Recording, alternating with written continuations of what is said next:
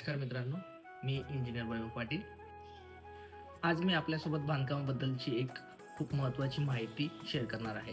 आपण घर बांधताना कॉलम किंवा बीममध्ये जी रिंग वापरतो, तिला इंग्रजी भाषेमध्ये स्टिरअप असं म्हणतात. पण प्रश्न असा आहे की ही रिंग कशी असावी आणि का असावी? मित्रांनो, स्टिरअपचा मुख्य उद्देश असतो कॉलम आणि बीमला मजबूती देणे. अर्थक्वेक, लोड आणि व्हायब्रेशनमध्ये मेन स्टील बार्सला हलू नयेत, वाकू नयेत म्हणून ही रिंग खूप महत्त्वाची असते. आता रिंगचा सगळ्यात महत्त्वाचा मुद्दा म्हणजे हुक अँगल.